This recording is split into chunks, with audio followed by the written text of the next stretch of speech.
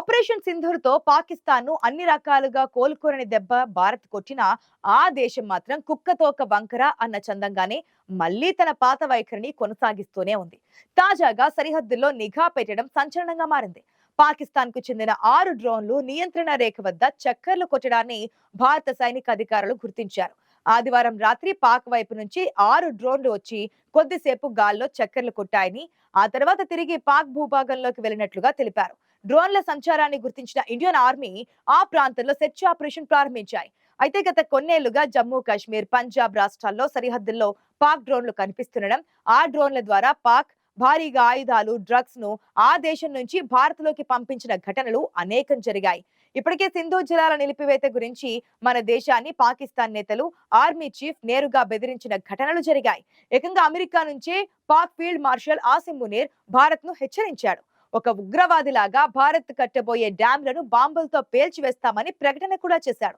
ఇంత జరుగుతున్నా, ఇంతగా మన దేశంపై ప్రాపగాండా బురద చల్లుతున్నా పాకిస్తాన్ తో క్రికెట్ ఆడడం ఏంటో భారత జనానికి అర్థం కావడం లేదు. మీకు తెలుసా, భారత్ తో పాకిస్తాన్ ఆసియా కప్ టోర్నమెంట్ లో తలపడనుంది. పాకిస్తాన్ తో క్రీడా సంబంధాలపై తమ వైఖరిని స్పష్టం చేస్తూ కేంద్ర యువజన వ్యవహారాలు, క్రీడల మంత్రిత్వ శాఖ గురువారం ఒక కొత్త విధానాన్ని ప్రకటించింది. దీని ప్రకారం అంతర్జాతీయ టోర్నమెంట్లలో పాకిస్తాన్ తో ఆడేందుకు ఎలాంటి అభ్యంతరం లేదని స్పష్టం చేసింది. దీంతో వచ్చే నెల యుఏఈ వేదికగా జరగనున్న ఆసియా కప్ లో దాయాదుల పోరు జరగనుంది. ఇది సగటు భారతీయుడిని ఏ మాత్రం మెప్పించలేదు. ఇటీవల పహల్గామ్ లో జరిగిన ఉగ్రదాడి అనంతరం భారత్ చేపట్టిన ఆపరేషన్ సింధూర్ నేపథ్యంలో పాకిస్తాన్ తో క్రీడా సంబంధాలను పూర్తిగా తెంచుకోవాలనే డిమాండ్లు వెల్లువెత్తాయి. ఈ క్రమంలో కేంద్ర ప్రభుత్వం విడుదల చేసిన ఈ విధాన ప్రకటన ఒక రకంగా జనంలో ఆగ్రహం పెల్లుబీకేలా చేస్తోంది. కేంద్రం వ్యవహరిస్తున్న ఈ తిరకాసు వ్యవహారం ఏంటన్నది అర్థం కావడం లేదు. భారత జట్లు పాకిస్తాన్ లో పర్యటించవు, అలాగే పాకిస్తాన్ జట్లను భారత్ లో ఆడేందుకు అనుమతించాం.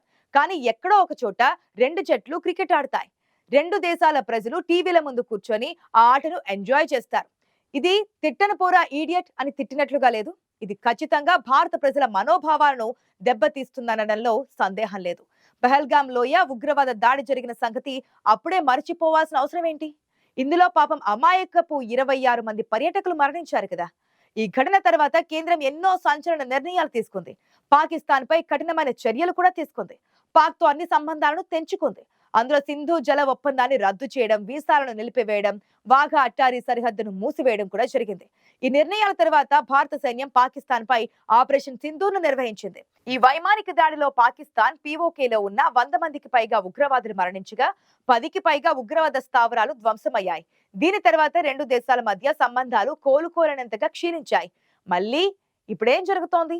ఈ ఉగ్ర దేశంతో క్రికెట్ ఆడడం దేనికి? పోనీ ఇక్కడే మరొక విషయం గురించి కూడా చెప్పుకోవాలి. ఆపరేషన్ సింధూర్ తర్వాత పాకిస్తాన్ ఇప్పటికీ చాలా సార్లు సింధు జల ఒప్పందం గురించి పునరాలోచించాలని ప్రాధేయపడింది, బెదిరించింది, దుర్భాషలాడింది. వాటన్నింటినీ మన దేశం ఇగ్నోర్ చేసింది. ఇప్పుడు తాజాగా పెద్ద మనసు చేసుకుని పాకిస్తాన్ కు భారీ సహాయం చేసింది. అదేంటంటే, తావి నదిలో తీవ్రమైన వరదలు సంభవిస్తాయని హెచ్చరించింది. ఇస్లామాబాద్ లోని భారత హైకమిషన్ ఆగస్టు 24వ తేదీన ఈ సమాచారాన్ని పాక్ అధికారులకు అందించింది. వరదల ప్రమాదాల గురించి వివరణాత్మక సమాచారాన్ని వారితో పంచుకుంది. దీని ఆధారంగా పాకిస్తాన్ అధికారులు తమ ప్రజలకు వరద హెచ్చరిక జారీ చేశారు. ఎందుకు పంచుకోవాలి? మన పట్ల క్రూరాతి క్రూరంగా వ్యవహరించే పాకిస్తాన్ కు మనం మాత్రం సహాయం ఎందుకు చేయాలి? సామాన్యుడి గుండె రగిలిపోతూ వేస్తున్న ప్రశ్న ఇది. మనకెప్పుడైనా పాకిస్తాన్ ఇలాంటి సాయం కలలోనైనా చేసిందా? ఎప్పటికప్పుడు మన సర్వనాశనమే కోరుకున్న పాకిస్తాన్ కు ప్రత్యక్షంగానో పరోక్షంగానో ఎందుకు సాయం చేయాలి? పహల్గామ్ ఘటనకు ముందు ఇలాంటి సమాచారాన్ని సింధు నదీ జలాల ఒప్పంద కమిషనర్ పంచుకోవడం జరుగుతుండేది. కొంతకాలంగా ఆ కమ్యూనికేషన్ నిలిచిపోయింది. భారీ వర్షాల కారణంగా ఇప్పుడు జమ్మూ నుండి పాకిస్తాన్ పంజాబ్ లోకి ప్రవేశించే తావి నదికి వరదలు సంభవించాయి.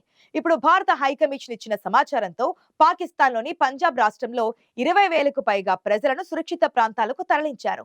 కాగా ఆపరేషన్ సింధూర్ తర్వాత రెండు దేశాల అధికారుల మధ్య సంబంధాలు ఏర్పడడం ఇదే మొదటిసారి. పాకిస్తాన్ ఫీల్డ్ మార్షల్ ఆసిం మునీర్, మాజీ విదేశాంగ మంత్రి బిలావల్ భుట్టో భారత్ ను అణుబాంబు దాడులతో బెదిరిస్తూనే ఉన్నప్పటికీ భారత్ ఇలాంటి సహాయం చేయడం దేనికని దేశవ్యాప్తంగా ప్రశ్నలు ఎదురవుతున్నాయి. మనకు ఇలాంటి ఏ సహాయమైనా పాకిస్తాన్ హైకమిషన్ గాని, పాకిస్తాన్ నేతలు గాని చేయగలరా? అయితే ఈ విషయంలో పాక్, భారత్ ఇంతవరకు ఇంకా స్పందించలేదు. సింధు నదీ జలాల తర్వాత భారత్ నుంచి తొలి సానుకూల స్పందన ఇదేనని పరిశీలకులు కామెంట్ చేస్తున్నారు. ఈ మధ్య అమెరికా ప్రాపకం సంపాదించినటువంటి పాకిస్తాన్ ఇప్పుడు మళ్ళీ రీఛార్జ్ అవుతున్నట్లు కనిపిస్తోంది.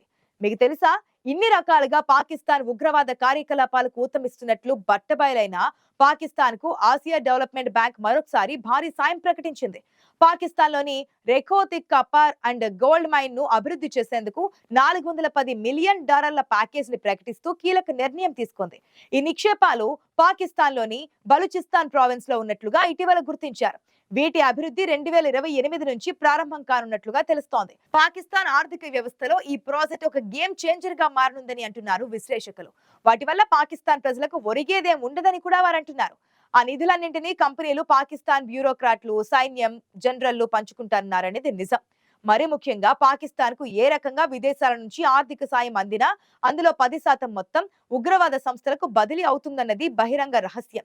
చైనా నుంచి సిపెక్ నిధులు వచ్చిన, బాలికల సంరక్షణ పేరుతో, ఉగ్రవాద నిర్మూలన పేరుతో IMF, వరల్డ్ బ్యాంక్ నిధులు విడుదలైనాయే, అవి భారతదేశంలో అస్థిరత కోసం ఉపయోగించడం దశాబ్దాలుగా మనం చూస్తూ ఉన్నాం.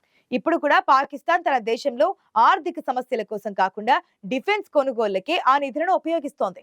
అందుకు అమెరికా కూడా వెన్నుదన్నుగా నడుస్తోంది. ఇటు మన దేశంతో మిత్రత్వం ప్రదర్శిస్తూనే చైనా